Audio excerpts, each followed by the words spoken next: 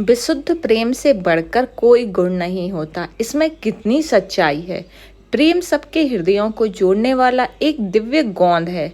यह आश्चर्यपूर्ण, महान, शक्तिशाली, दिव्य महाऔषधि है। श्रद्धा, भक्ति, प्रेम रहित जीवन सूखे खेत के समान होते हैं। वास्तव में यह मृत्यु के समान है। प्रेम दिव्य है।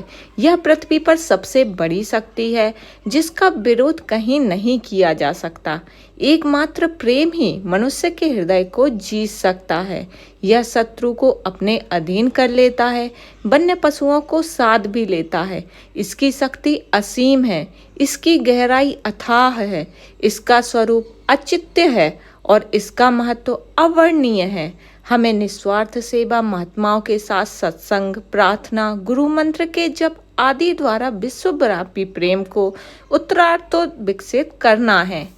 आरंभ में जब हृदय स्वार्थ भावना से संकीर्ण रहता है तो मनुष्य केवल अपनी पत्नी, बच्चों और कुछ मित्रों एवं संबंधियों से ही प्रेम करता है। लेकिन जब उसका विश्वास होता है तब वह अपने मंडल के लोगों को प्यार करने लगता है, उसके पश्चात अपने राज्य के लोगों को प्यार करता है और बाद में वह अपने देशवासियों के प्रति उसका प्रेम बढ़ता जाता है। तब उपरांत वह विभिन्न देशों के लोगों से प्रेम करना प्रारंभ कर देता है। अंततः वह सभी को प्रेम करने लगता है। उसमें विश्वव्यापी प्रेम का विकास होता है।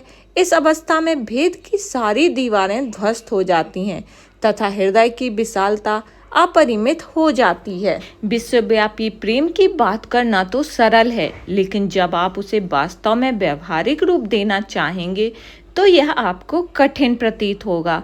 अनेक प्रकार के क्षुद्र विचार बाधक बनते हैं।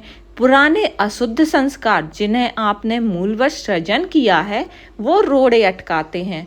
लौह निश्चय, दृढ़ संकल्प, धैर्य, अध्यवसाय और विचार द्वारा आपकी सारी बाधाओं पर बड़ी सुगमता से विजय प्राप्त कर सकते हैं।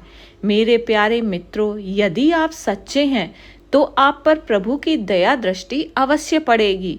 विश्वव्यापी प्रेम का अंत अद्वैत्विक एकत्व या अद्वैत भाव या ऋषि मुनियों के औपनिषदिक बोध से होता है। शुद्ध प्रेम महान समताकारी होता है। इससे समानता और श्रम दृष्टि आती है। मीरा, तुकाराम, रामदास, हाफिज, कबीर आदि सभी ने इस विश्वव्यापी प्रेम का रसवादन किया है। इस विश्व प्रेम के क्रोध में सारे विवाद और क्षुद्र काल्पनिक भेदभाव मिट जाते हैं। एकमात्र प्रेम का ही साम्राज्य रहता है। विशुद्ध प्रेम से बढ़कर कोई गुण नहीं है। प्रेम से बड़ा कोई धन नहीं है। प्रेम से बड़ा कोई ज्ञान भी नहीं है। प्रेम से बड़ा कोई धर्म भी नहीं है। प्रेम से बड़ा कोई मजहब नहीं है, क्योंकि प्रेम ही सत्य है और प्रेम ही ईश्वर है। इस संसार का जन्म प्रेम से हुआ है। यह टिका भी प्रेम पर ही है और इसे विलीन होना है तो प्रेम में ही विलीन होना है। ईश्वर प्रेम रूप है। उसकी सृष्टि के कण कण में उसके प्रेम का दर्शन होता है। प्रेम मधु का रस चखे और प्रेम की मूर्ति एवं प्रेम विग्रह बने। विश्वव्यापी प्रेम के विकास में सत्संग प्रचुर सहायक सिद्ध होता है। तो आप प्रेम करते रहिए, प्रेम को बांटते रहिए और प्रेम से बढ़कर दूसरा कोई गुण नहीं है।